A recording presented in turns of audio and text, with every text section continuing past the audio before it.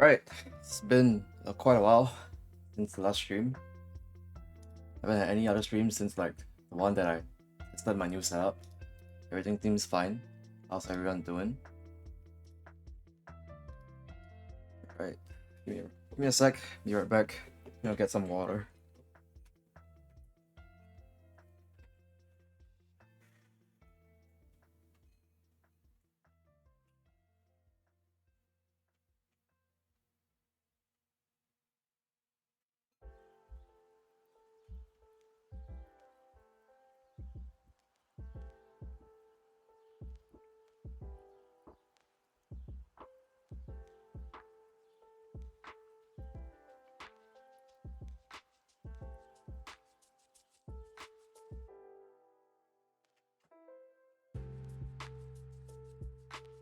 Right, back.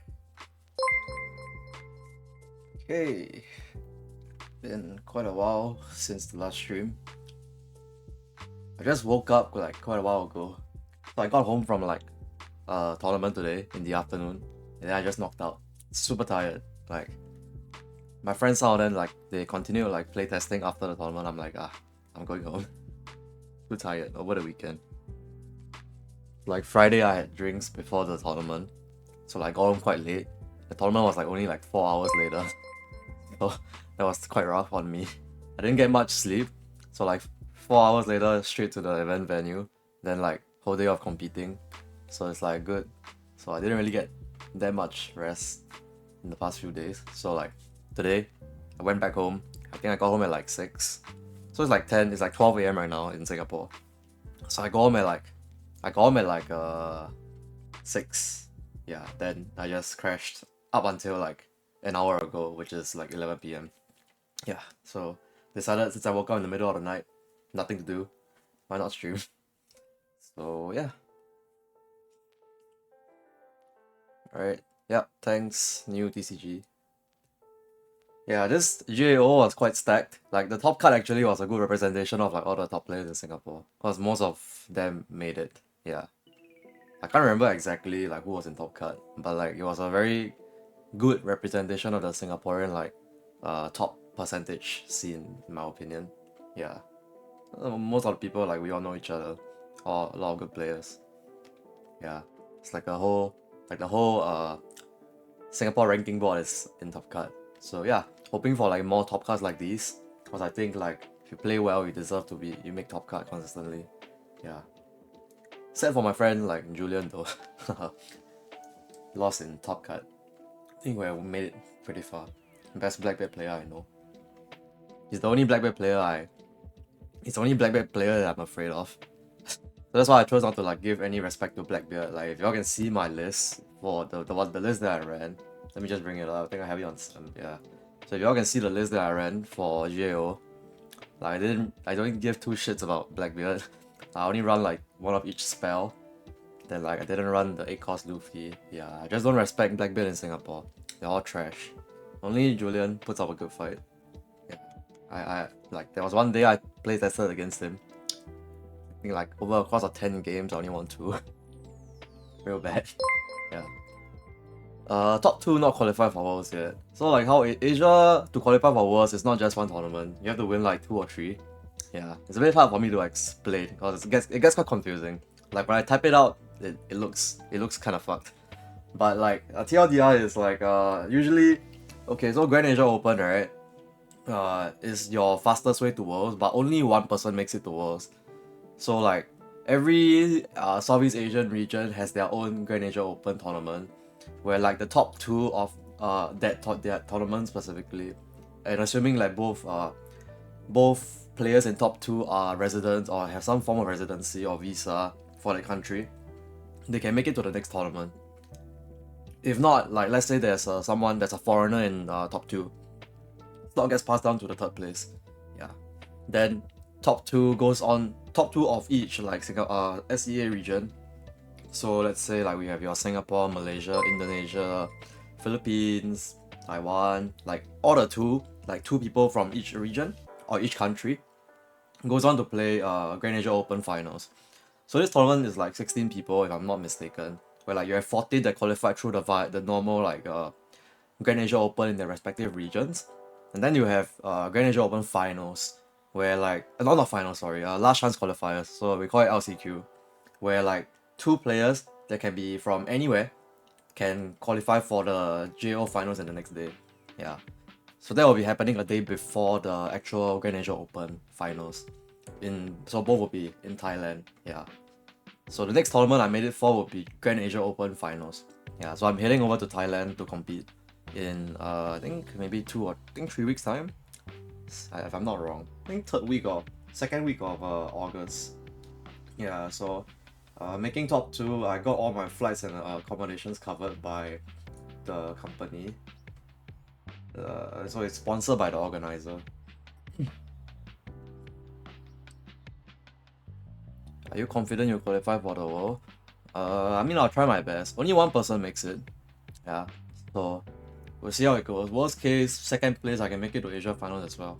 So TLDR, right? Like, if you want a summary of like everything, only 4 people from Southeast Asia makes it to Worlds every year. So you have 1 person from Grand Asia Open finals, then 3 others from Asia finals. Yeah. So only 4 representatives each year for Worlds only 4 people can qualify each year. So it's really very difficult to qualify for Worlds over in Southeast Asia. I've missed my invite quite a bit, quite some time already. So like in 2022, no 2023. 2023 I played in Asia finals. Yeah, but I didn't do too well. So that was like if I made top 3, I would have went to Worlds, but yeah, sadly I died before even making top cut. Then last year I missed my Asia finals invite just barely. So I just needed to win one more round. I made top 4 at area finals.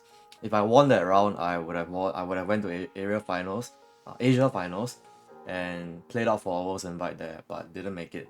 So you see, it's not that easy to make it. Cause to make Asia finals, you have to come top 2 at like region finals. It's a bit hard to explain to you all, yeah. But the process of making Worlds in Asia is very very complicated. So like the traditional route, right, that most of us go through is we have our championship qualifiers. So for Singapore, that's happening next week. Yeah, this week I guess, since it's like 12 a.m. now. So it just turned Monday for us. But yeah, so this weekend we have championship qualifiers. So every year, every country has like 2 of these championship qualifiers. So they are split into wave 1 and wave 2. So there will be two tournaments held across the weekend. So we have your 1-on-1 and 3-on-3. So the top 20 players in the 1-on-1 and the top 4 teams in the 3-on-3. So total add up 32 people. 32 people makes it to your region finals, which is the next tournament. So this is phase 2. In phase 2, the top 2 makes it to top 2 of those 32 people makes it to Asia finals. Then in Asia finals, that's like technically phase 3. So usually Asia finals is held like at the start of the year, like somewhere just before Worlds, where like the top players like from each region that qualified via their region finals will play out for like the Worlds invite, and then top 3 there makes it to Worlds. So that is a standard process. Grand Asia Open allows you to make it directly to Worlds, but you have to win Grand Asia Open finals. So phase 1 is Grand Asia Open, phase 2 is Grand Asia Open finals, where like the top 2 from the GAO will make it. Then followed by that, at Grand Asia Open finals, around 16 people compete. Then first place goes to Worlds, second place goes to Asia finals, third place eats shit and go home. Gets like a set of like bronze Dawn, but yeah, pretty much third place eats shit. Go home with a pat on the back. Usually that's the case for most of our tournaments anyways. Like if you don't make top cut, like deep into top cut, like top 4, top 2, usually you're just going home with a pat on the back. So Asia price structure is quite brutal. Yeah. Then that's also another reason why like some of our like price cards are worth way more than their English counterparts. Yeah. Okay, then so those are the 2 routes. Then we also have like a third tournament circuit called Bandai Cup Fest. So that one only first place makes it directly to Asia finals. Yeah, so there are like 3 routes I guess to get to Worlds, but yeah, TLDR, only 4 people make it to Worlds in Southeast Asia each year. Difference between GAO finals and Asia finals is a different tournament. So like I described earlier, it's like different tournament circuit. So Grand Asia Open, there are like two phases, while Asia Finals is like the end goal in a tradition in the normal route. Yeah. Asia Finals, if you want me to put it in English terms, it'll be nets. Yeah. Where like the top players play out for a World's invite once a year. Yeah. Yep. But so like the shortest way to Worlds is obviously like Grand Asia Open, but only one guy makes it. So I'll try my best to be that one guy. My goals for this year is actually to try to qualify for either qualify for Worlds immediately since I mean I didn't okay honestly what I was my original intention right was to qualify in wave 1 to Asia Finals. So that was my original intention. Because the players that qualify to Asia Finals in wave 1 right, they can't play in wave 2 championship qualifier events because you already have the Asia Finals slot. So that was what happened last year and why you see people like Sky and Gavin, like they didn't play in Wave 2. Yeah, because they can't play because they came top 2 at their region finals and then yeah, they got essentially effectively they kinda got banned for Wave 2. So they couldn't play. So I wanted that to be me so that in Wave 2 I can travel and play in the Western events. Because I actually made it to I made it to Europe Nets because I came top 8 at London like quite a while back earlier in the year. Yeah, so I actually got my invite to Europe Nationals. Yeah, but for the time being, if I'm not wrong, Singapore area finals are gonna be it's gonna be on the same day as EU Nets. So like the only way I can participate in EU Nets is if I don't get my Singapore area final slot, which I honestly think is quite impossible since like I mean 32 people in Singapore can make it. If I'm not one of them, just means I suck, and I'm pretty sure I don't suck. So I'm pretty sure I can't play in UNETs, but yeah, I'll just drop my invitation if I make it to the Singapore area finals, because that's like a more important tournament to me. Yeah. What was I on? Oh yeah, so my original goal was to qualify in wave 1 and then go and compete in wave 2 in the western side of things. Yeah, but unfortunately, I mean, fortunately, sorry. Fortunately, I won GAO like yesterday, 2 days ago. So I made it to GAO final. So hopefully like I can get the expressway to Worlds. We'll see how it goes. We'll definitely prepare for it. Yeah, I'm gonna practice hard and hopefully we make it. Uh, what do you mean navigators? Oh, you mean leaders, I think. Is that what you mean? Leaders? If the format stays the same, I mean, the only difference for GAO finals is I think PRBO2 will be legal. So some of the new cards that are released in PRBO2 might be played. Yeah, I definitely have to experiment with that set and see what's happening. Yeah. I don't know, some people are telling me like RG Smoker has a good chance, but I've never really favored that deck just because of inconsistency issues and being a 4-life leader. Yeah, so I'll see how it goes. Definitely will do testing and then see if I can formulate anything. Yeah. Uh, I think definitely like just off the top of my head, probably the leaders that will make it will be like whatever's currently good. So I think UP Zoro Rayleigh.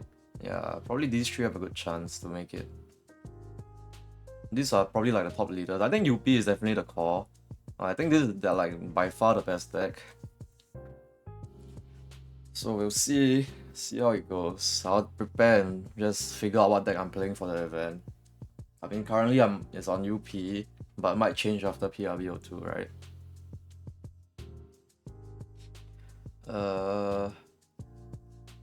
Is UP the only good choice? I would say UP is like definitive BDIF right now. Yeah.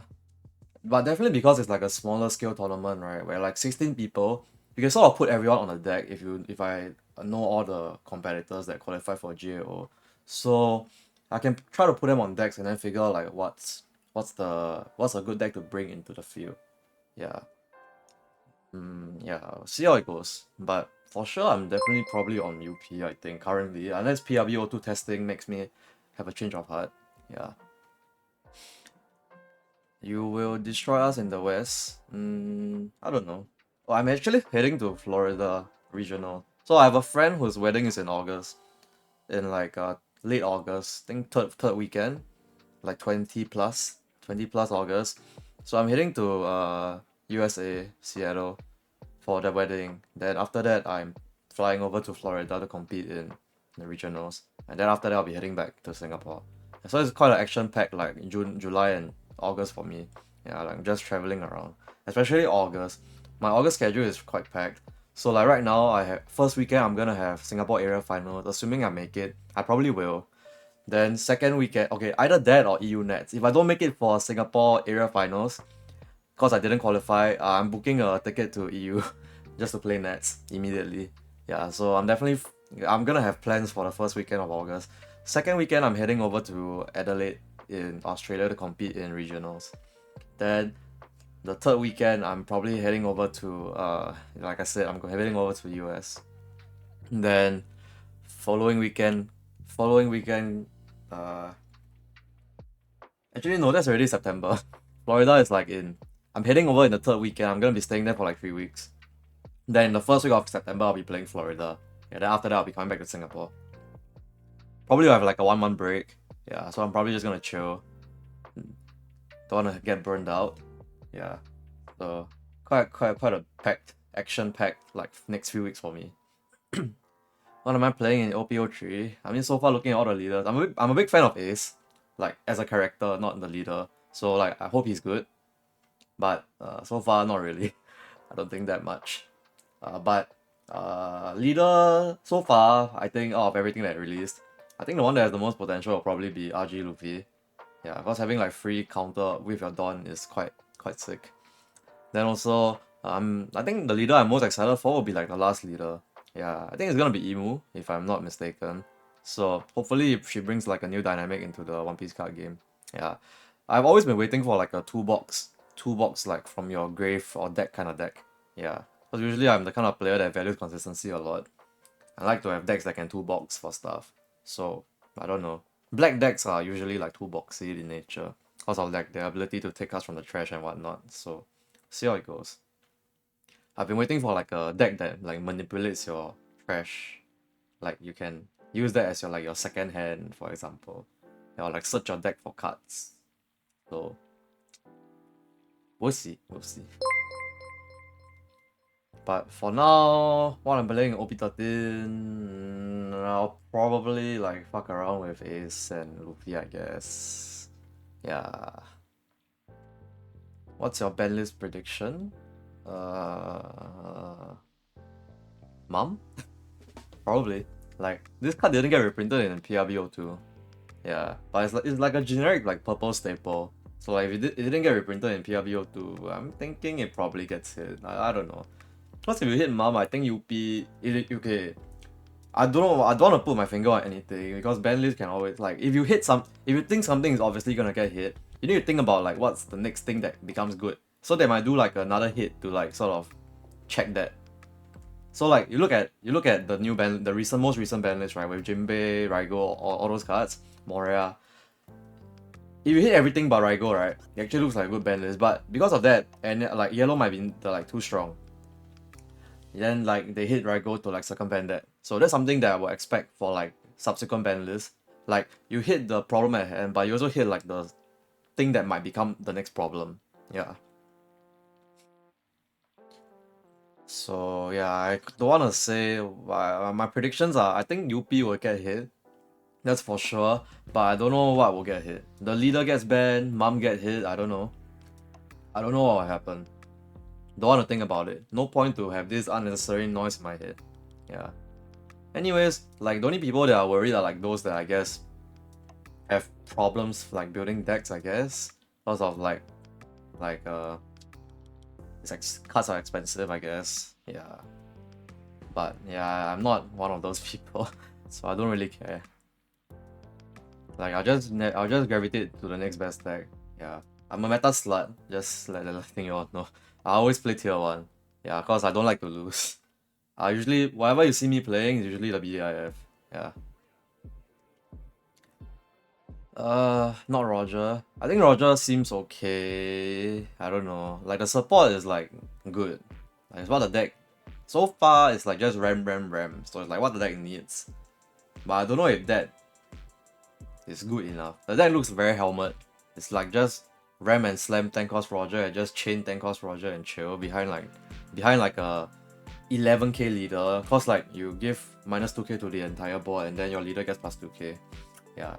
So we'll see, we'll see. Who do you usually research deck building? Usually I test and then I formulate myself. Yeah, like usually like right now, this season, like usually what I do on like in the week is like go and participate in like tournaments, like flagship tournaments. Wait, let me see if I have any of the prize cards to show you all. So like this is my box of flagship prize cards. Yeah, like accumulated over the years. Sold quite a bit already. Like this box was full at like the start of the year. Okay. So like usually what I do is like, so these tournaments are held like after work hours. So like usually on weekdays it's like after like 6-7 p.m. Yeah, so there are quite a few across the week. Usually like I can play in like 2 to 3. Yeah, so like I use those flagships to like play, test like my deck. Maybe I change a few things. I want to like go to the tournament and limit tests and see how it feels. Yeah, and then I formulate like my insights from there. Yeah. So like these flagship tournaments, usually what you get is like I don't have a copy of the Luffy. I sold all of mine, but yeah, like so this Zoro. This is your Nets price if I'm not wrong, like this exact card. Yeah, but like this is a top 8 card for flagship. Yeah. It's not too expensive. It's like 40 bucks, 60 bucks, 40 to 60 bucks. Yeah. Like this Zoro. Yeah, so these are usually what I play for during like the week. I go there and play tests, then win some nice prize cards while I'm at it. Yeah. So that's usually how I test, I guess. Or I just like, yeah, or like meet up my playgroup. So my playgroup usually consists of Julian, Gerard, newbie. He was the relay that made top 4 at GAO. You all probably saw him on stream. Then Ben. Yeah, Ben was ex. He was one of our Worlds representatives in like the last 2 years ago. For the first Worlds, the one that Quadron won, yeah, Ben was our one of the representatives from Asia. Yeah, so Ben and Quadron made it to Worlds during that time. Yeah. So my playgroup is like pretty stacked. Yeah. So usually we just test with each other, then formulate from there. Yeah. And yeah, usually me and Ben plays like the same decks. Cause like we're tier 1 meta sluts. But like the other two usually play different decks from us. So like it's a good dynamic. Yeah. So I get to test against like other decks, not just tier 1 mirrors. Yeah. Timing of ban list. For us I think it'll be September. So wait, let me check. When is OP13 releasing? OP13 is releasing, it's November for you, or it'll be 23 August for us. Yeah, so I think ban list will be implemented in September. Yeah, right after, technically right, I guess we'll have like a week where we can play we have a week where we still have like UP Luffy being around. Okay, I don't want to say that UP Luffy will guarantee get hit, but probably that's like the problem deck. Yeah, so we'll have like a week where OP13 with still without the ban list, then the following week the ban list kicks in. Yeah. For the West, West I don't know how it's like. Like previously they told me that the ban list kicks in right before Nets, so you're playing like a fresh format. Yeah. So I don't know. For you all, probably when OP12 releases, ban list probably kicks in already. I'm not sure. I want to put my finger on it. I'm not a player from the West. I don't know like how the ban list works for you all. But for sure they will like, there'll be announcements, and then probably Japan will get the ban list announcement first, and then maybe like the next few days later they will make a announcement regarding the maybe ban list for English. Yeah. Okay. I didn't answer you the X Kujan now. Do you think GP will be good deck for CS? I think GP is not in a good spot, especially if you're not that good at the deck. I think good GP players are scary, but like the matchup spread for GP in 12 is not that great. Cause like you're unfavored into Rayleigh, then you're unfavored into Zoro, and these are like popular decks, especially Zoro. Zoro is like a helmet deck, like a lot of like Jimmys will be playing it. Like those people that are not that good at the game, just want to like have a quick way to access tournaments. Green Zoro is a deck for that.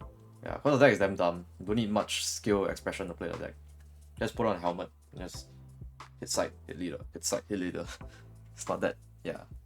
Zoro, I recommend beginners like right now, or like people who want to get into the competitive style of One Piece in like Asia, play Green Zoro. Yeah, it's a tier 1 easy deck that doesn't require too much to play and still teaches you some things about the game while you're playing. Yeah. Once UP goes, what do you think becomes BDIF? I don't know. Green Zoro. Put on a helmet. I don't know. We'll see. See what else gets hit, yeah. Because UP not guaranteed to be gone. Maybe they hit Mum. If Mum goes, UP is still alive, I think. Yeah. Do you play OP full time? Yes, I play OP full time. Yeah. Travel a lot. So like during the Japanese, so Southeast Asia, right, usually we have off season. So like this year, right, our tournament circuit only started in like June. So like in the past 6 months before leading up to our tournament circuit starting, right, I was competing in like the West. Not West, but like English events. So like Europe, Australia. Haven't been to US yet, but that's on my bucket list next. Yeah. I'm trying to go for that top. Get that top in the US. Because that's the only region I haven't got a top at. Yeah. And top for me, by my definitions, will be at least top 8. Like getting the cereal, that's considered a top. Top 16, nah, I don't consider those tops at all. Fake achievements. Yeah. Oh, you asked again. Yeah, I think Green Zoro is a better bring. Yeah, it's easier. It's easier to play. You won't be making mistakes. Yeah, I only bring GP if I'm like really good at it. But that has like quite a high skill ceiling. But even with how good you can be at GP, your matchup spread is horrendous. You can just lose to like Jimmy's. B company stronger. Fuck that guy. Worthless. In your playtest group, yeah, usually we just spam games and like talk to each other. We also like film, so like we can look back and like review the games. Need 4 grab play if they hit Mom. Probably just run more counters, I think. Yeah. Saw you in London. Yeah. Yeah, I was in London and I played in Paris as well. But my performance in Paris was suboptimal. I died before I made top cut. I think I went like X3 I think. Can't remember. Yeah, but I didn't do too well that tournament. Because I played like a suboptimal list in my opinion. Shouldn't have changed my list in from London. Yeah. So I think. NA confirmed best region? I don't know. Is playing OP full time sustainable? No, it's not. To be honest, it's not. You have to find some other avenues of income. Yeah, for it to be sustainable. So for me, it would be like content creation. Yeah. So I have like more my own like content channels. Not that active on YouTube. Cause okay, the thing is I'm a competitive player, so it's hard for me to do balance like playing actively and making content. Yeah. So usually the balance between the two is I make guides. Yeah. Make guides or like notes. Like I guess you can call them notes. Yeah, to help people understand like different decks and like go in depth. Yeah, and like host classes as well for like different decks. And I also do coaching. So those are like my other forms of revenue. What do you think of Singapore players? Are they good or can be better? Definitely can be better. I think the average in Singapore is very low. Like good players are really good. Then everything below that is like suboptimal. I think I think there are only like less than. I can name like the best players in Singapore with like just one hand. I think there are only like 4 to 5. Yeah. So that goes to show. So like, if you want a good representation of, I guess Singapore stat, like who's at the top of Singapore. I can just share this link. Yeah. So like I kind of did this up with newbie like Gerard. I sent it to the Twitch chat. Yeah, but you can take a look. Like these are like the top ranked players in Asia. Yeah, and you can see like who are the top players in Singapore, and I think it's quite a accurate representation. Yeah, though I don't think Noel is probably one of the top, in my top 5. Yeah, personal top 5. Let me think. It'll be very subjective. But personal top 5 in Singapore would be me, Gavin, Jianhui, Noel. Maybe Ben. Yeah. But I think consistent top 4 has always been like me, Jianhui, Gavin, then Noel. But Noel recently got unbanned, so like that's like one reason why his ranking is not the highest. Yeah, but I think top 4 are these, like 4 of us. Yeah. What's your opinion on Rayleigh? I'm one of the biggest Red Zoro haters back then. I think the field deck fake as fuck. Like always okay, maybe I'm just a shit Zoro or Rayleigh player, I don't know, but my hand always like all the events. I feel that Rayleigh has like a mid ceiling but very low floor. Yeah, so like your good games feel good, but your bad games feel real bad. There's no hand that I open and then I think for sure I'm gonna win. Cause like I might whiff my searches here and there and I like don't find the cards I want. Yeah, then like my whole board gets taken in one turn, and then my hand is like all events, and then can't really refill. That's what I feel. I think Relay is good. Like the deck is good. I won't call it like tier 1 good. Maybe like 1.5 or 2. Yeah. I think the effort that you spend to master Relay can be better put somewhere else. Like yeah. So that's what I feel. Relay or GP Luffy?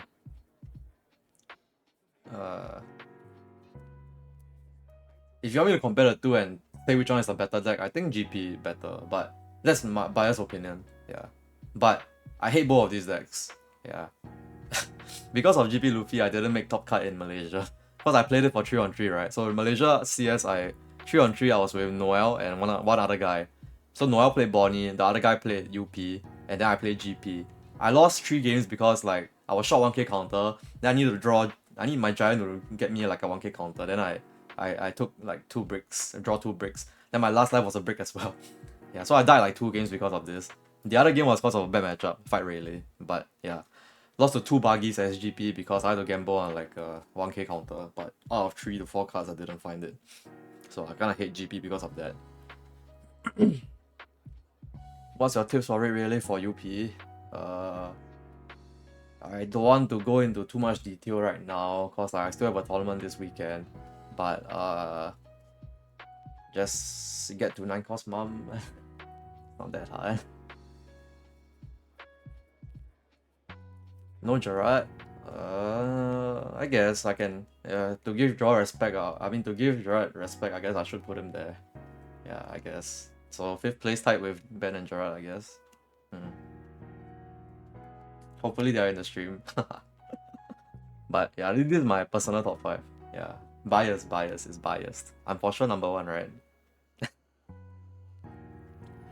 There are some tricks to win the mirror. Yes, they are. This mirror is not very. It's okay, but in a nutshell, if both players are like equally good, the mirror is dependent on who goes first for the most part. Yeah, there is a skill gap, but it's not as much compared to like knowing how to play UP into the other matchups. Other matchups are fun, like for me personally. Mirror is the least fun. Because mirror usually comes down to dice roll for me. Yeah. Yeah, but as you can see, I lost most of my dice rolls in my GAO run. So I posted up my matchups in my Discord. I didn't post it on Twitter because it was too long. But yeah, why don't I share my Discord link here and y'all can come in. Yeah, so I posted my... Let me see. How do I generate the link? Yeah, let me just share my Discord link. Y'all can join. Y'all can see my matchups that I play at GAO. I play a lot of mirrors, and I lost a lot of dice rolls for them. I only won 1 dice roll, I think. Yeah, I'll talk about my games later. Yeah, this is not like my main intention today.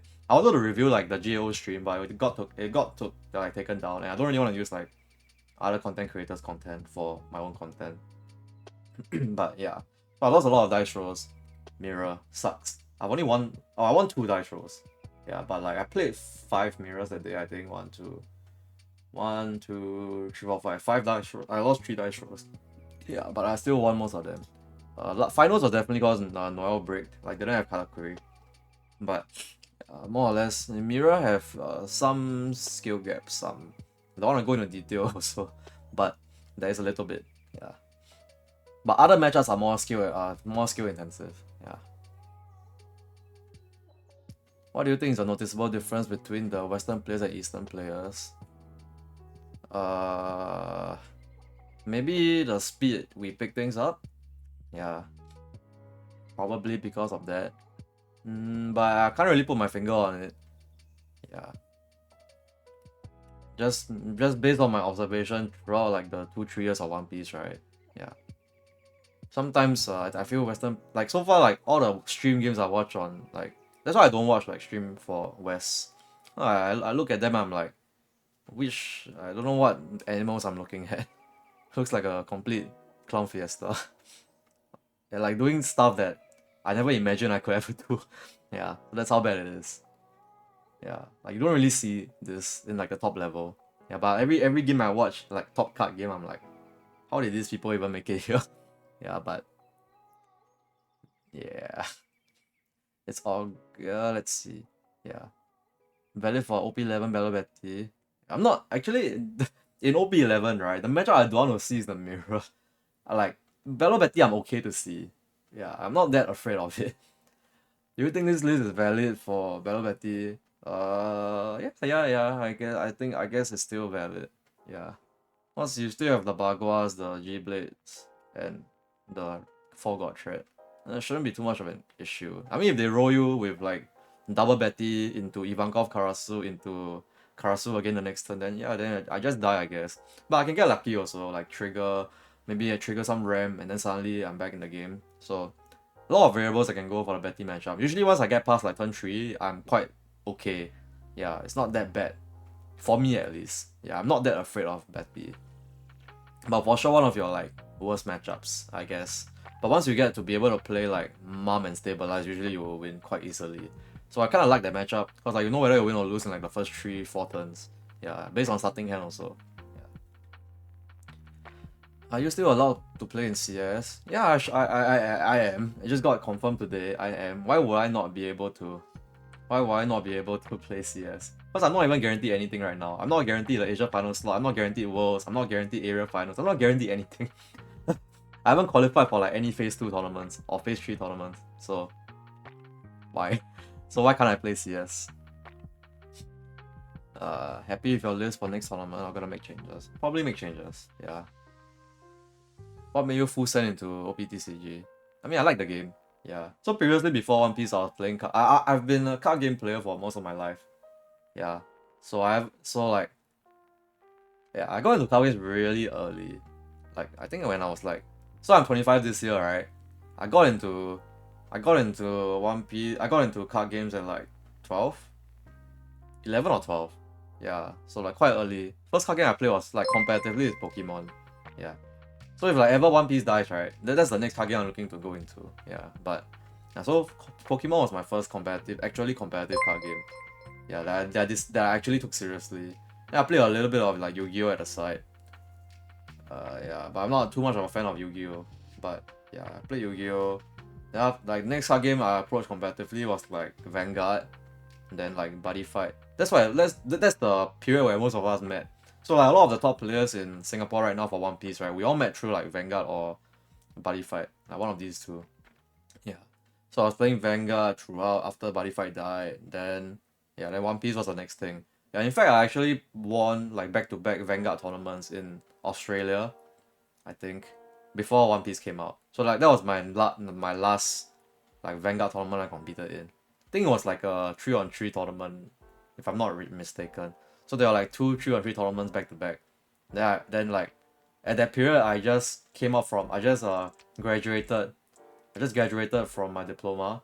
Got my diploma. So like we decided to go to Sydney for like a holiday, like graduation trip. And then while we're at it, might as well play the tournament. Yeah, then we won back to back. Yeah, then after that then play One Piece. Yeah, then so far I've been playing One Piece since then. I've never got into One Piece, like the franchise.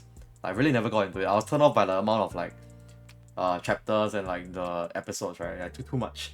But after I got into the card game, like so how I got into One Piece is like, so I used to frequent a store, like one of my friend's store.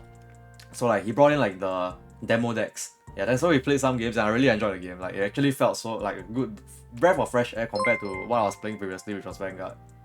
Yeah. So like I see this game, I'm like, oh wow, this game is actually very skill intensive. A lot of like fundamental concepts. And then yeah, if you can master these, you'll be good at the game. So like I really enjoyed One Piece card game, like just the game, like the how the game works. So like because of that, I got really into One Piece. And then like in my free time, like on my commute, on public transport, like taking the bus, taking the train, I'll just read One Piece. Yeah, then I really got into the franchise then. Yeah. So that's how I like fell in love with One Piece. So yeah, it's mainly because I enjoy the game. Yeah, and like so far, like it's quite sustainable in the sense that if you win consistently, you get good payouts, I guess. Yeah, because price cards are worth quite a bit. Versus Blackbeard using UP stuff or attack. Don't want to share this information for free. Yeah, but if you are interested, you can check out my guide on Metafly, or you can check out my UP guide on Metafly. I mean, what am I supposed to do, right? I have to sell my, I have to make my dough. But yeah, I can't share this information. But Blackbeard matchup in against the average Jimmy is quite free, honestly. I only struggle against good Blackbeard players, and there's only one that I can name in Singapore. Everyone else is like rubbish. So that's why I don't respect the deck at all. Because there's only that one guy playing, and in fact that one guy was gonna change deck right before GAO, but he still ended up playing. But he still ended up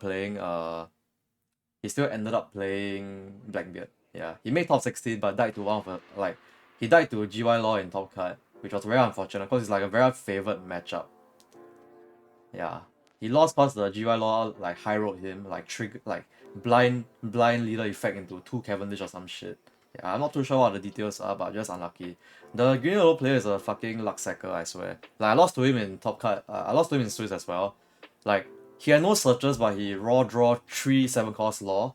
Then when I got him to 0 cards in hand and lethal the next turn, he top deck Cody Jones to kill me. Yeah, so just this guy just fucking luck sacker. Not good at the game, but just carried by luck, I feel.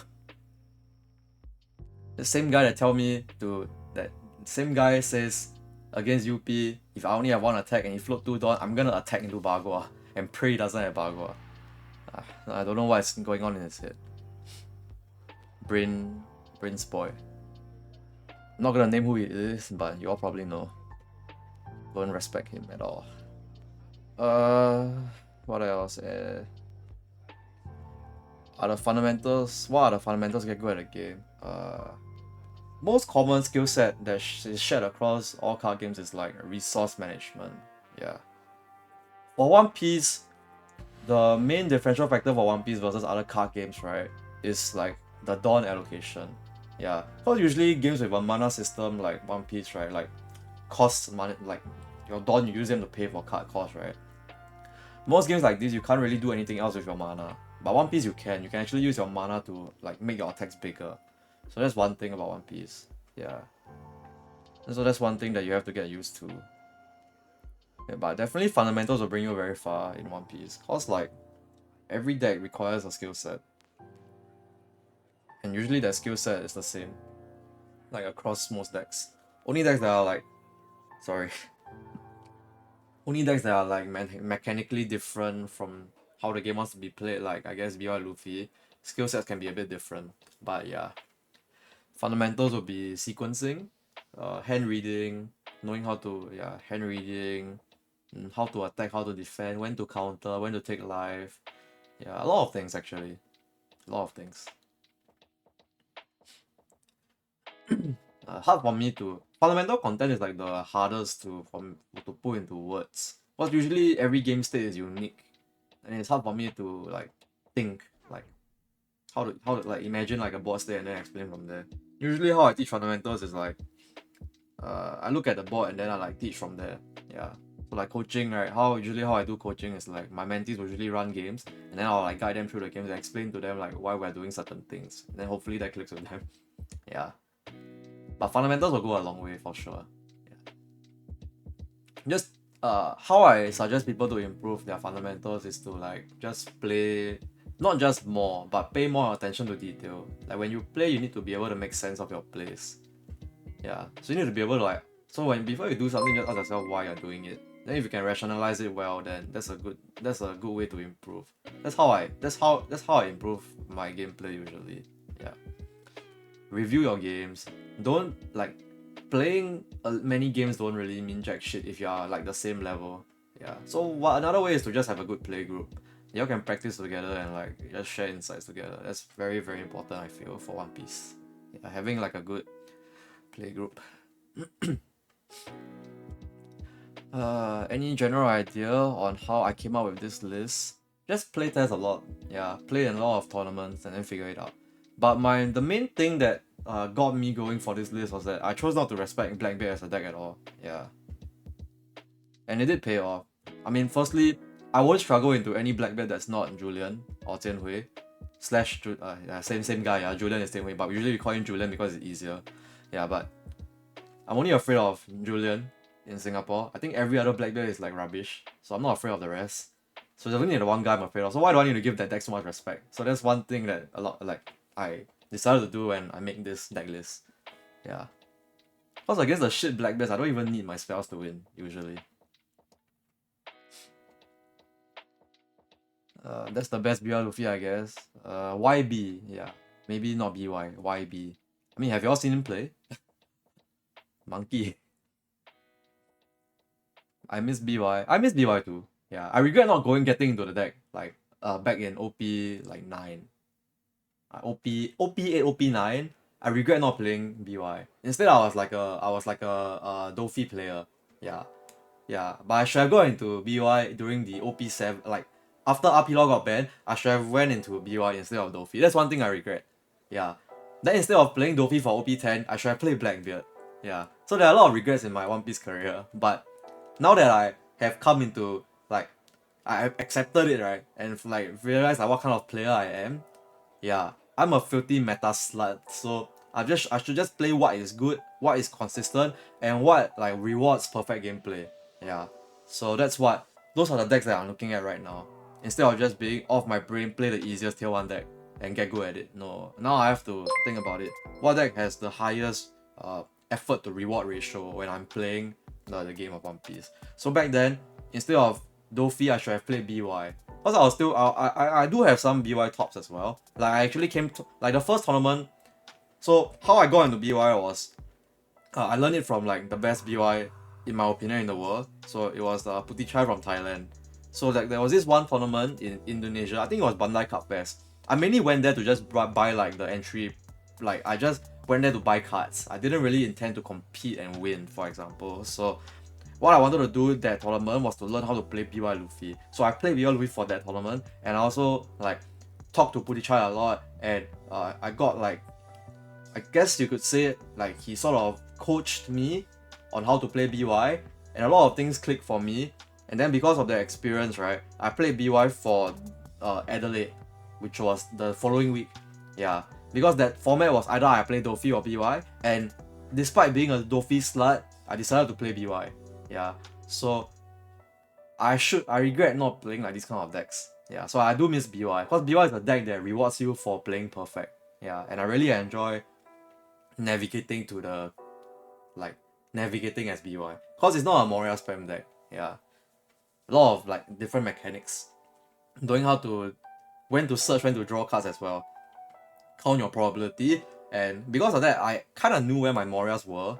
I was like, what's 1 in 14, right? If you go through like 12, like one searcher and you don't see Moria, I should just stop searching there.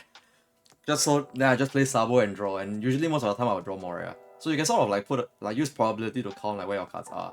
Though I lost on stream cause like my deck just stopped mathing.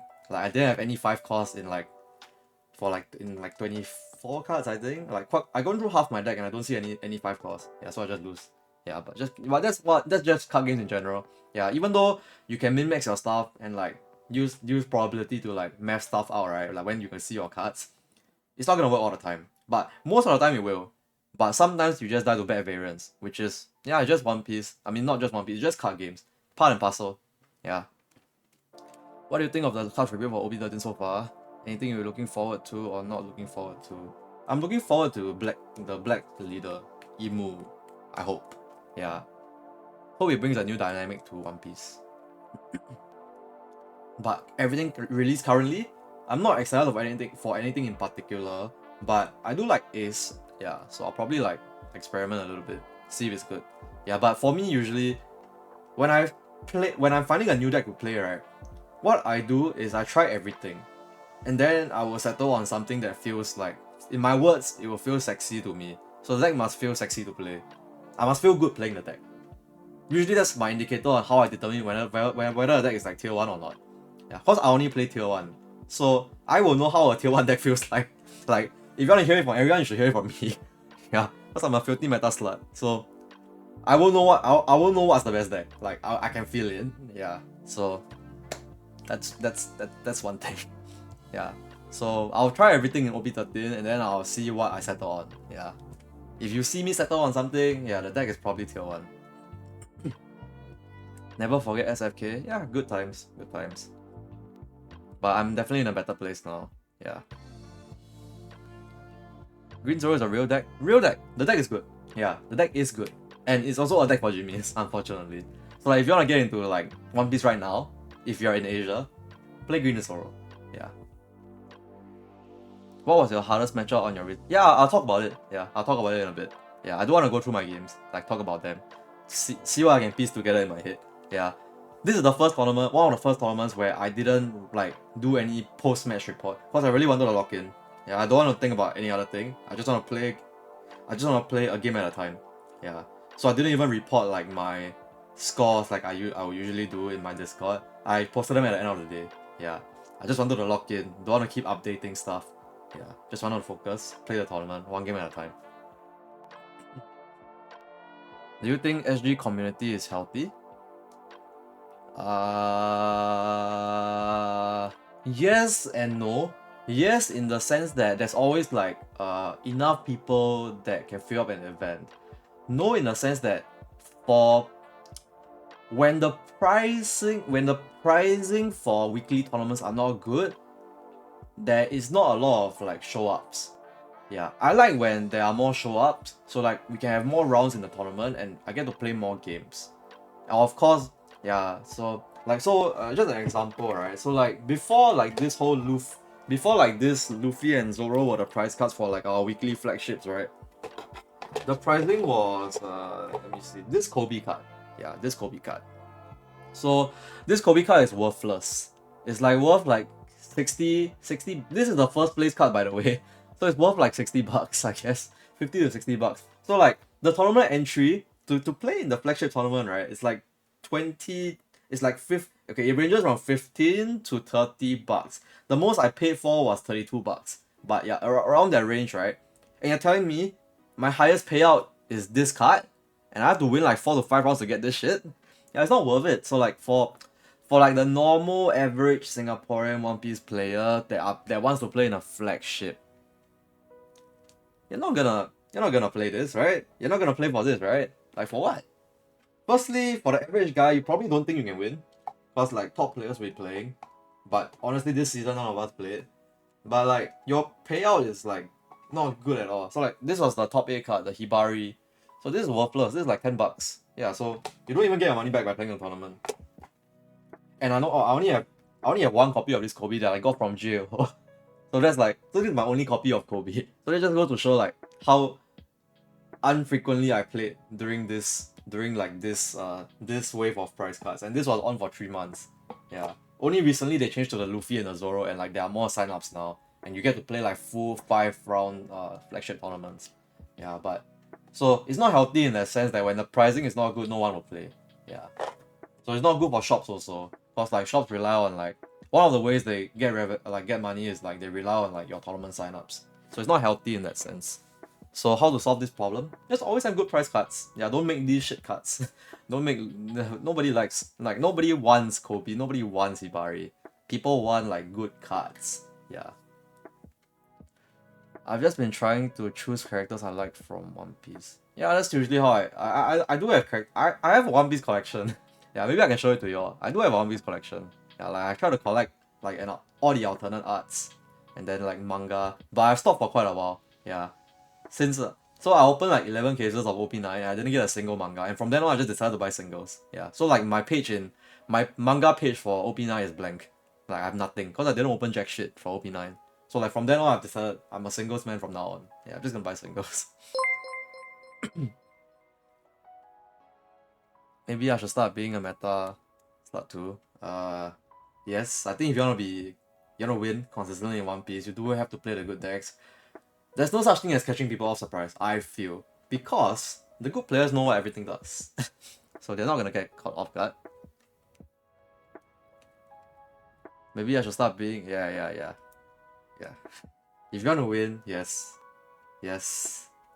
Oh, you can, yeah, just come to me. Yeah. If you all saw the podcast I did with Noel and Alfred, yeah. If you wanna win, like you wanna play tier 1, you just come to me. I I am a meta slut. I swear to God. I like to win. I really like to win. I don't, and usually I want to find the easiest way to win, which is playing tier 1. I don't want to put myself through unnecessary stress. For what? The effort that I put into mastering a pocket deck, tier 2, tier 3 deck, why not I just put the effort to play a tier 1 deck and play that perfect? Usually that will translate to more results and it's less effort, in my opinion, because my deck is just better. Any predictions on upcoming? Oh, sorry. Finish that 10-hour shift, go to LGS and get farmed by the best place in the country. Yeah, that's what happens for like the Kobe and why people are like turned off. Like they don't want to play. For what play?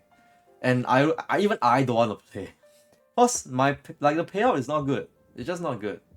I pay $30 to sign up for the tournament. I get back on average $10. Cause I usually make top cut, like top 8 consistently. Whether I win and get the first prize card is different. Cause not every day I can win, right? On average, I win 1 in every 3 flagships, but that's but if there's a Kobe, yeah, you kind of get the picture. It's not worth it. Any predictions on upcoming ban lists? I think mom, but I don't know. I don't know. I don't want to think. Don't ask me, guys. Stop asking me ban list predictions. I don't want to know. I don't want to think. When it comes out, I will test. That's all I can promise. But until then, I don't want to think about it. If you ask me what I think will get hit, mom, UP or UP leader, one or the other. But because of that, something else might get hit. That's why I don't want to think. You hit stuff, something else comes back. Like floodgates open. Floodgates open, they might hit something in that within that pool first. So look at Raigo for example. Why did Raigo get hit? Because if everything else got hit, yellow decks will be unfair. So they hit Raigo as well. So it's hard to put a finger on what gets hit. So we'll see. So don't go and for people over in the West, I feel that don't stress about the ban list. Wait for it to come out, then think. If you want to panic buy stuff, what I recommend right now, okay, if any stores or if any like TCG players or stores want to sponsor me for making your sales a little bit better, if you ask me, please, so if you want to sponsor me, hit me up on elevatetcg on Twitter, yeah, or just DM me personally. But if you ask me what to buy right now, because of the ban list, I would suggest buying 3-core Sanji, the red SR 3-core Sanji, and I'll recommend buying, as much as I hate to say it, right, Cavendish. Even though Cavendish gets reprinted in PRB02, it might be too late by then for you all. Yeah, because I'm pretty sure there will be some events that y'all can play in like OP12 with the ban list in effect, but PRB is not out yet, so Cavendish won't be accessible. Yeah, so I think these two are good. Like if you wanna play Rayleigh, yeah, do pick up 3-core Sanji. Then if you wanna play like green decks like GY Law, Zoro, yeah, Cavendish also. So I think these two cards are what you should pick up if you want to like plan ahead. Cause probably if UP gets hit, Rayleigh and Zoro stocks will go up. Yeah. But if you want me to ask me like which one I think will be like better, probably Zoro. Yeah, probably Zoro. Hardest matchup for UB Luffy? Mirror. Yeah. Mirror is the one matchup I don't want to face. Cause it usually comes down to dice roll. I can lose to a Jimmy on UP. Like the guy can suck but I still get rolled by him. So that's why I don't like the mirror that much. But if you give both of us equal amount of pieces, I think I will win. Yeah, but there's that variance factor in the mirror which I don't enjoy. Yeah. For me at least. Most people will tell you Battle Betty, but I'm not that afraid of the matchup. Playing good decks, so I have to stop working on my sugar deck with Yeah, if you want to win One Piece, don't play tier 4, tier 5 decks, yeah. I want Kuzan to be viable. I think it's okay. Kuzan is like tier 2. But the problem with Kuzan is that it's very fair in a sense, and he loses to decks that put out pressure faster before the Kuzan can get to his critical mass. So you only really you're favored into Zoro, but I don't think you're that favored into like Rayleigh, GY Law, like these kind of decks. Yeah, like faster paced decks are not favored. GP Luffy also, yeah, you're not favored. So that's the issue with Kuzan. Lose to like these faster pacing decks. Ben Moria, nah. Can't do that. Moria's broken. US has regionals in September on yeah, so that's what I said. Like yeah, so you can get value out of Cavendish before PR because there are events for you all before that. So that's why I recommend getting Cavendish right now. Yeah. How did Nikos Luffy feel throughout the tournament? What was the reason you played? It was for the mirror edge. Yeah. Whether it felt good or not is subjective. Like, okay, but if you ask me personally, this card didn't come up at all. Yeah. That's all I can say. Do you think Dopey Pirate Package will do well in UP? Yeah, that might be the next thing I explore if like mom gets hit. Yeah. He needs a turn 3 card that matters. Yeah, Kuzan definitely needs a turn 3 card. The deck just doesn't really do much until turn 4-ish. Yeah. Alright, so why not I talk about GAO games since I finished answering like most of the questions. Right, so GAO games. So Swiss, right? So it was 9 rounds Swiss. They were like almost... There was almost like, I think 5 rounds? No, sorry. There were like 500 people, I think. 490 something to 500. I'm not sure exactly what's the number, but...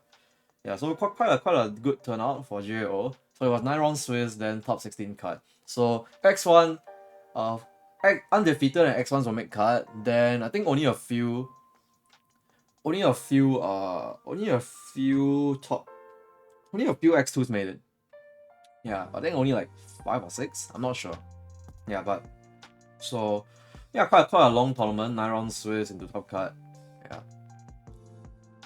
Can't remember exactly how many players. 481? Yeah, maybe. I can't really remember the exact number. Yeah, but I was 9 rounds Swiss cut top 16. So first round I played against Red Shanks. I lost the dice roll, but it's like doesn't matter. This matchup is free as fuck. As long as I see Sanji, I'm good. And I think I even opened like triple ram into Sanji onto him. So yeah, I rolled him. But generally on a normal day you should win this matchup regardless. Yeah, so it was I won that pretty easy. Then second game I played UP Luffy Mirror. I lost dice roll, but the guy wasn't that great at the game. I think I just won based on that, and he didn't really roll me as well. Like we saw equal amount of pieces, then yeah, I just came out on top of him just cause I'm just better at the game. Yeah, but if he roll me or like with Sanji, like Sanji, then I probably die. But it was a pretty fair game. We both didn't see Sanji. I think we both saw Sanji, but he as the player going first didn't see Sanji on the second body. While I saw Sanji as my first body, so I kept pace with him. Yeah, but then after that we didn't have Sanji, so like we were quite even. But yeah, because it's even, I will win because I'm just better. Yeah. Then RG Smoker lost dice roll. I think this was my toughest game honestly, if I remember correctly. I think my hand was like all bricks. At one point he swung at me for like 8 with Smoker, and then I countered with 3 Nami. Don't talk already, come hotel boss. Oh, actually, I'm okay. After maybe after I come, steady. Yeah, I want to go out. So I woke up at like 10. Yeah, so I just decided to stream. So maybe after the stream I come. Yeah. Meet my Thailand brothers. Yeah, maybe play that. Yeah. Okay. After this I go hotel. Okay. So like for the chat. So like my Thailand brothers are in Singapore right now. So they at you? Huh? Okay, go lor. Okay, later then say. I end stream first. Yeah. I think I talk about my games and then I'm calling it. Yeah. So RG Smoker was my toughest game. So at one point he swung at me for 8. I countered 3k with 3 Namis. So that hurt like shit. Yeah, that hurt like shit. Cause I don't mind throwing 3 cards for a counter. But it was 3 Namis. That hurt like shit, dude. Yeah. So like I almost lost because of that, because I was short on counter for like the early parts of the game. Yeah. But I managed to stabilize later on once I start using my leader effect and cycling through giants. So, sigh of relief. So, in a sense, the Namis did help me, but I would have much preferred to not counter with 3 Namis. Because I do need this to stabilize after I play like 2 to 3 big bodies. Yeah. Because not always I want to tap out and play like 8-9, 8-9. After I have enough cards on the board, I just want to play Nami and chill. Yeah. So only having 1 copy of Nami in my deck really, yeah, that wasn't a good time for me. But at least I managed to counter off their attack. Because it was a banish swing as well. Yeah. Then next round play against Green Bonnie, free matchup. Free matchup. Too bad the VOD is taken down already. Yeah, but if you want to get a better idea of how to play this matchup, right, y'all can watch Noel play against Bonnie. This matchup is free as fuck. You cannot lose this as UB Luffy. It's impossible. It's literally impossible. There's like that 1% to lose when like you don't see your big cards. That's the only way you lose for the most part. This matchup is impossible to lose. You just need to have good fundamentals on knowing how to play around like the different Bonnie big boss monsters. Yeah. I'm not gonna go into detail why, like how, but yeah, it's like really easy matchup. 8 cost Katakuri shits on Bonnie, that's all I can say. Yeah. Then Green Zoro, lost dice roll, a bit scary if you lose dice roll, but if they don't see 577 curve, you're fine. So this guy didn't see 577, he only saw 577, and then and I was at 3 life because I had Baguas and like gear 2s. So I used it defensively to stay healthy against his bigger attacks in the early game. Even like when he swung 6 or 7, I counter with gear 2 and Bagua, just so that I can stay at 3 life for the most part. Yeah. So yeah, stay healthy. When he played his first Holy Jones, I was still at like 3 life after the Holy Jones, because my hand was like counter event. I still had like 1 Dawn up. I float 3, then he tap 1 Dawn, tap my Bon Clay. Then he swung over the Bon Clay, then he swing like 7 and 8 to life. I counter, stay at 3 life. Next time I play Mum, heal the 5 cost to life, and then I just win from there. Because when he played the Holy Jones, I was at 4 life. After the Holy Jones, I was at 4 life. Yeah, so just stay healthy against Green Zoro, and usually you win. So that's what happened. Then UP Luffy Mirror. This time I went first. Yeah. I can't remember exactly what happened this game. Yeah, but go first usually is enough for me to win. I just need to see like a standard 8-9 curve and I'll be fine. Unless the guy rolls me and I break. Then yeah, GY Law lost. I won dive throw but lost the game. So like this guy, he no searcher but he raw draw 3 7 cost law on me alongside the partner for 7 cost law, and then still top deck Holy Jones on me for lethal when he has 0 cards in hand. Yeah. 1 outer. Yeah, so I lost to that unfortunately. I won the next turn probably. Then Green Zoro, yeah, so happy to see Green Zoro always, and I won a dice roll on this one. Win dice roll usually you win. Just need to navigate the early parts of the game. Once you reach the late game, when you're healthy enough, you should win this matchup. Yeah, so 1 Green Zoro. Then GP Luffy. This game was a sweat. Like, the guy rode me. Like, he saw Sanji Pudding into Luffy Taro, into Sanji Pudding, into 6 cost Luffy, into Ashura. Yeah. So I got really lucky this game. Like, I would say that I won mainly due to luck. Yeah. So what happened was that my hand, okay, but I could have won this game in another factor as well. But I'll talk about it. So the game came down to me being at 0 life. I look at my stack with my leader effect at the start of the turn. I saw G-Blade trigger. I saw G-Blade. I can fix it to life with by playing 9 Mum. So that's what I decided to do. But the thing is, his board right now, the end board state, his board was Sanji Pudding, Luffy Taro, and Leader. So because of that, if I play Mum, I'll go up to 1 life. And because I didn't have any RAM triggers, right? If he has Ashura the next turn, he can tap down my Katakuri and my last Dawn and try to go for game, which he would have gotten unless I saw a RAM trigger off Mum. But because I didn't see a RAM trigger off Mum, I decided to just take the gamble that the guy would would kind of fuck it up, and I put G-Blade to life. My deck only had like 2 RAM triggers at this point, and I didn't want to gamble on like my Mum. Like, yeah, I don't want to gamble. I think, okay, in hindsight, I think if I want to play optimally, I should have just send the stack down and hope for a RAM trigger with my Mum. But because my stack had like 2 more 2Ks, which was what I needed to survive. If the guy plays into G-Blade, I decided to keep the stack. So I drew into 2K, drew into another 2K, then healed the G-Blade. With my Mum, I couldn't remove anything on his board, but just mainly the life gain method. So next turn my hand I had 6k counter in hand. He went 8-8-10. 8-8-10 with Ashura, with Luvitaro, Sanjay Pudding and leader. So I was mathematically dead. But because he swung with Luvitaro first and didn't use stage, I triggered G-Blade on the Sanjay Pudding. And then when he swung with leader for 10, my hand had 6k counter to get out. Yeah, so that's how I won my last game. I'm not too proud of that because I had to gamble on a guy making a mistake. Yeah, so in hindsight, I think I should have just gambled on a Ram trigger. Because my hand did have Giant, but if he Ashura and rested my Dawn, I couldn't use the Giant to get out of the attack. Yeah. So I kept that stack because I gambled on a guy making a mistake and because I was guaranteed to draw 2k counters. If I bottomled that stack and tried to play for a Ram trigger, right, I still had to gamble on me drawing at least 3k off the Giant, which on average, I don't think I have a very good chance because I counted all my 2ks that game, and I think that the 2ks that I drew are like my 5th and 6th copy. So if I bottomled that stack, I only had like 2 more 2ks to draw, and I had to draw one of them through the Giant draw. I cannot draw counter event because I'll be tapped out. Yeah, so because of that, I gambled and it paid off because the guy made a mistake. Yeah, but on a normal day, if the guy played optimally, I think I would have lost. So not too proud of that win, but that was my win in the end. So I made it. Then, yeah, next round I played into the same guy, but this time round I actually had a game. Like, okay, so I didn't say this in like the previous one, but in the my win and in, right, I also didn't see much counter in the early game, so I had to take swings that I'm not supposed to take. So I was pressured really early on, but luckily managed to stabilize later on. But yeah, in top cut, I played against the same guy first round, so it was quite funny. Then yeah, so I lost the dice roll this time round, but he didn't have stage, so that was one thing. So like my god track actually blew up a Sanjay Pudding, but he still saw Luvitaro into double Sanjay Pudding. So he without stage he still had like 2 Sanjay Pudding. But luckily for me that game, he low rolled, didn't see stage, so like all my removal were live.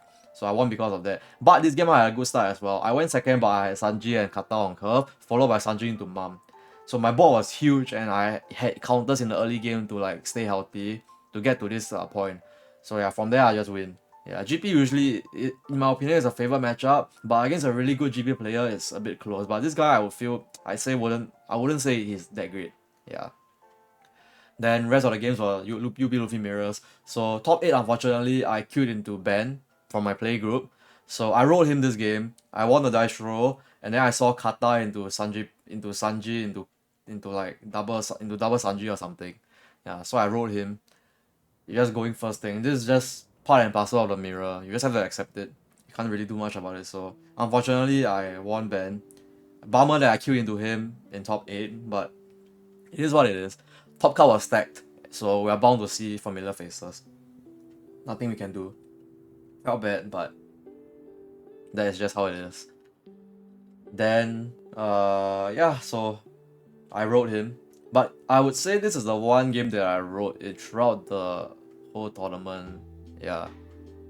So just variance. If I didn't roll anyone in the first couple of rounds, unfortunately it was Ben this time, I guess. Yeah. Then third game play against another UP Luffy mirror in top cut.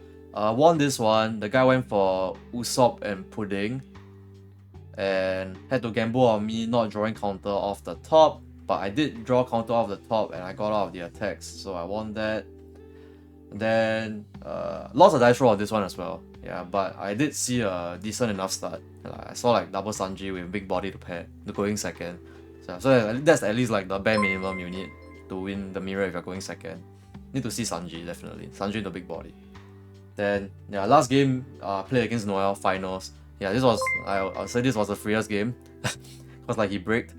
He went first, but he didn't have Katakuri on 8 dawn turn. He played Usohachi on 8 dawn to kill a bond play, but I had Sanji to follow up, so like he was way behind from there. Because I was 2 bodies ahead of him. Yeah. So even though he went first, he braked. So didn't have the first body to play. So yeah, just break in the mirror. It doesn't matter whether you go first or second. If you break, you lose. So you break, I win. Simple as that. Oh, I forgot to say, I gave Ben a lot of respect in that game. Cause he went second, right? But he floated 4 dawn on his 6 dawn turn, on his 4 dawn turn at 2 life. So on a normal day, I would hit him. On a normal day. Cause But the way I lose this game, but the thing is, on my hand, right, I have everything. I have double ramp into Sanji. So the only way I can lose this is if I hit him. No, I didn't have double ramp into Sanji. I had kata into Sanji. Yeah, so kata on 8, Sanji on turn 5. So the only way I could lose this and lose my momentum is if I hit him and I play into double Bagua. If he has double Bagua, he will then be able to play Katakuri before I'm able to play mine, and then he will now be the player going first, cause he will now have the initiative. So I gave Ben respect. I decided to not swing him, cause my hardest punish was double Bagua at that point.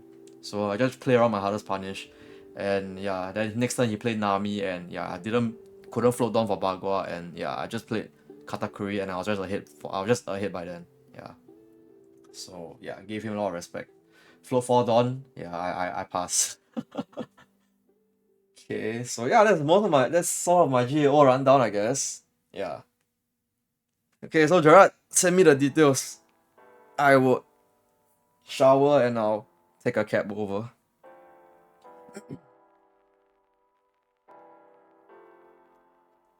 Okay, so like if you all have any other questions, you all can feel free to ask. Yeah. Just gonna chill. Yeah, maybe for another 10 minutes or so. So yeah, Singapore's championships this weekend. And yeah, the Thai players are here for Singapore. Yeah, good run for sure.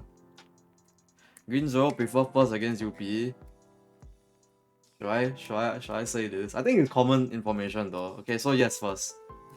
It's common info. What's your Discord? I shared the link earlier. Let me see if I can bring it up. Yeah. Okay. Yeah. I have a meta file as well if you're interested in paid content. Yeah. But why not I just share that as well? Yeah. My meta file link, y'all can check it out if you're interested. But right now, mostly catering my time to like my world government members. Yeah. So like my world government members, they come to me for weekly catch-ups, coaching basically. Yeah. And like I haven't had the time to like sit down and like do much content this month at least because of how busy I am with competing and all. So of course like that's the thing I struggle with, right? That's the thing I struggle with. Like I can't play well and do content at the same time. Yeah. I cannot multitask. I have to focus on one thing at a time. So usually when I focus on content is when during the off season or when I'm competing in English events. Cause we are playing in different metas, right? So it's hard for me to like play in OP12 in Japan format, and still make OP11 English content. Yeah. But when I'm focusing my time on English format like I did before the season started, I was making content at the side as well. Cause it coincided. Like I could do two things at once cause it was the same format. But it's a bit hard when it's like different formats. Yeah. What do you think about Lucci in this meta? Trash deck. You lose to a lot of things. Yeah. And deck not consistent. I think Noah has kata was supposed to play very difficult. Noah had no kata. I laughed about it at him on stream. Yeah. No way he plays Usopp there when he has kata. He doesn't have kata. If you have kata, it's a snap play. Snap. If you're on 8 Dawn as Luffy and you're not playing fucking 8 cost card, you are throwing the game. So yes, Noah didn't have kata. That's all I was saying. That's all I was doing on stream. So I was laughing at him and saying, no kata. Then he really didn't have kata. Yeah, but yeah, so that was pretty fun finals if y'all did actually watch it. Yeah. But he definitely break for sure. But yeah, usually it gets this lighthearted when like there are no stakes involved. Cause like both of us already have our invite. Yeah, but if we were, let's say on the flip side we were playing for top four, like if we were top 4, right? Yeah, we will probably be going for each other's throat there. Yeah, but it was a bit lighthearted because yeah, no stakes involved. Definitely be more stressed. Yeah, if we were playing for our invite.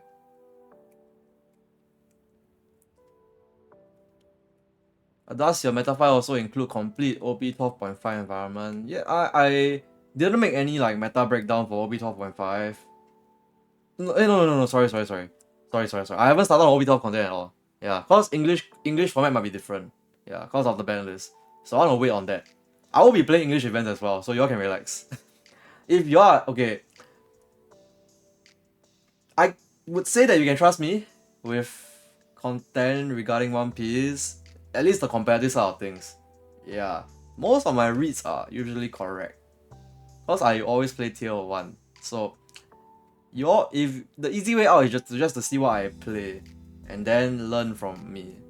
Yeah, how to learn from me, coaching, master classes, guides. Yeah, I try to share as much as I can for paid content. Yeah, and always learning more also. Yeah, so I do constantly update like my guides when I have the time.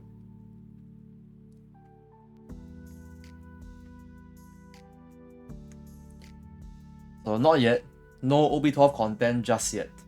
But for now, at least I'm updating my UB Luffy guide with like my tournament runs. Will you make Green Zoro guide, Master? Yeah. That's it in my plans. And that will be something I am guaranteed to make also, because it's guaranteed. Zoro I think will be saved regardless of the ban list. So I think it's like, at least it's a safety net for me, at least for content in August. What do you think on his Desperate Sanji play? There's a mom line, but he's so behind, so he does that. Yeah, you kind of answer yourself. Yeah. Sometimes you just have to play and hope to win. Don't play like a pussy. Yeah, just play to win. What's the difference between the guy and the masterclass? So for me, at least, right? My okay. I don't like to call them my one masterclass, cause it's not really a masterclass. It's just a class. So usually what I do, right, is in the guide you have like the written content and everything that you can refer back to. But for the class, I usually do it in like a more interactive style, where I actually play with the audience, talk through my play, then explain concepts from there. Yeah. So I think there are two different things. I would say that they are a good accompanying piece to each other. So like, if you're interested in buying my content, I would highly recommend that you buy both the guide and the class. Usually how we do it is like the first few people that buy the class will get access to the guide for free. Yeah, that's usually what I've been doing so far, like the first 30, first 20, something like that. Yeah. So that's why I do both. Cause some things are better explained in written form, some things are easier to see in like visual form. Oh hi. So I'm Azir is one of my world government members. Yeah. So he will have an idea of what it's like. Yeah. To have yeah. But yeah, I'm limiting it to like 10 members. I think I'm currently on like 8 or 9 right now, so I only have like 1 or 2 more slots. Yeah. Cause the thing is I allocate time throughout the week to actually coach each and every one of them. So each of them are entitled to book one coaching session, 1 hour, like roughly 1 hour coaching session with me once every week. So I see them on a weekly basis. Yeah. So that's where the value mostly comes from. Yeah, but yeah, you can hear from my world government members if you're interested. Yeah, but I do have limited slots. I only can cater to 10 people. Like I think that's my cap. Cause yeah, meeting 10 people on a weekly basis, sometimes even multiple in the same day, gets a bit tiring for me. So some days I have like 3 back-to-back coaching sessions without break. Yeah. What do you think the balance will hit? I don't know. UB Luffy? For sure UB Luffy, but what gets hit in UB Luffy, I don't know. Okay. Gerard, if you're still in chat, send me the details. I'm heading out.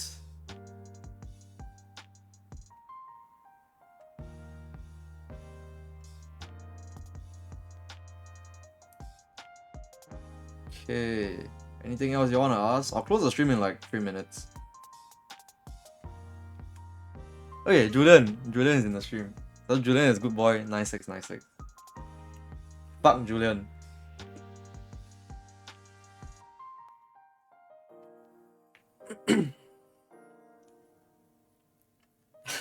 Okay, so Julian is gonna be my 3-on-3 teammate.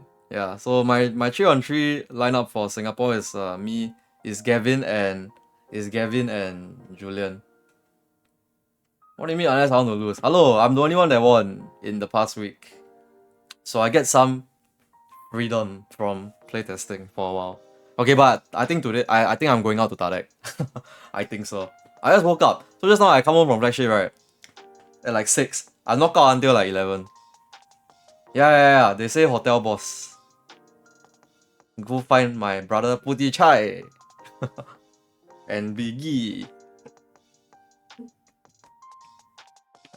Probably, I don't know. Gerard say on it. I don't know whether you're really going or go tell lah. He say you're on the way. You want come or not? Let's go, Julian.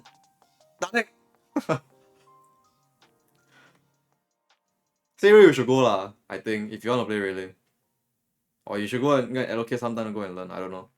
You figure it out lah. Aiya, just skip work lah. Or you go work directly from hotel boss. How much is it to get there? Let me check. Probably gonna shower and head out. Hotel boss. Let's see. Oh, quite cheap eh. It's like $13. Yeah, I'll probably head there.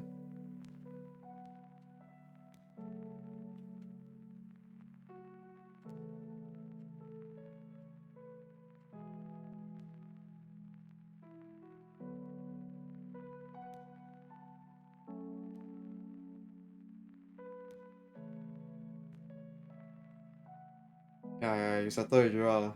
I don't care what you play lah. Trust you.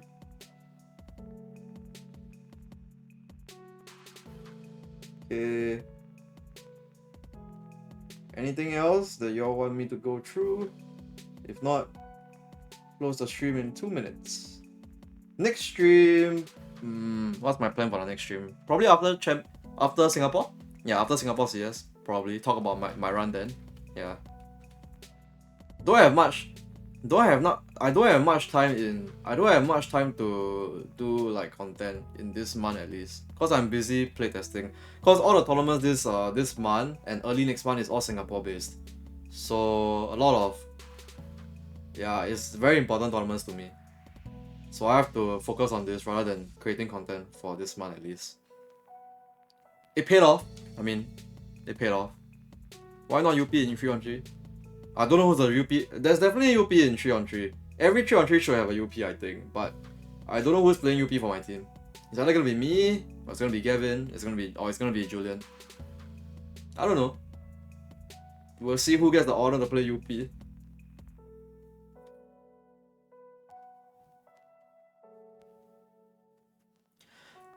But it's one-on-one first. One-on-one, I'm definitely playing UP. If you want to counter me, go ahead. There's no counter for UP. I can announce to everyone, I am playing UP for one-on-one. 你要你来, not scared.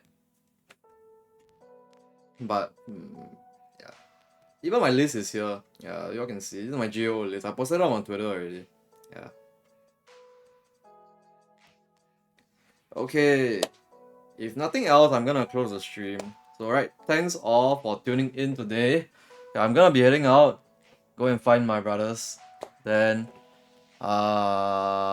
next stream probably be after Singapore CS. So like so I've sent quite a few links like throughout this stream. Y'all can go take a look. My Discord link. Do join my Discord channel. Yeah, at least if y'all are not like subscribed to me on MetaFi, y'all can still access the general chat and see like what's going on there. Usually I would like talk there for like general information that I'm okay to share. That's not behind a paywall, but yeah. Do join my Discord and do consider checking out my MetaFi as well. To be very honest with y'all, this month, not that much. Not doing that much this month because I want to lock in and focus on getting my qualifications for Singapore events at least this month. But for sure, once I start competing in the West, so probably like, as you all know, I'm heading over to Australia, Adelaide Regionals, followed by Florida Regionals in September. So I'll be playing English format. So you all can expect content during that period. Yeah. So for those that sub to me this month, I'm sorry, but at least you all still have access to me. You all can ask me for like whatever you all need. Yeah. Anyways, if I'm not wrong, there's not much events for you all during this period as well. So hopefully what I can help you with is just to try to get you all prepped for your nets. Yeah. Because that will be a format that I'll be playing in as well. Maybe I'll be competing with nets also. Yeah. So who knows? We'll see. Yeah. Definitely on my bucket list, which is I want to get my slot to either Worlds or Asia Finals in Wave 1. And then Wave 2, I'm just gonna chill and play in the West. Yeah. Definitely do want to check my bucket list for like topping every region. So let's hope I can get this done this year. Right, so that's all for today. Do check out my MetaFi and do join my Discord. Yeah, if anything, y'all can just DM me on Twitter as well. Yeah, I'll just share my. Why not just share my Twitter link? Yeah, then y'all can follow me, DM me, whatever. Yeah, if you DM me, I apologize if I don't respond. I don't check my DMs all the time, especially if I'm not following you. But yeah, so yep. Okay, let me just. Why don't I just compile all the links before I close the stream? Okay, so follow me on Twitter for updates. Join my Discord, then check out my MetaFi if you're interested in paid content. Where is it? Okay.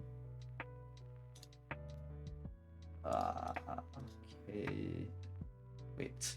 Jotomate. Okay, this is my MetaFi. This is my MetaFi. Then then there's that Asia ranking board as well that y'all can see if y'all want. Yeah. Currently top ranked player in Singapore. Right above Julian, where it should be. So if Julian are still in the chat, how's the view down there?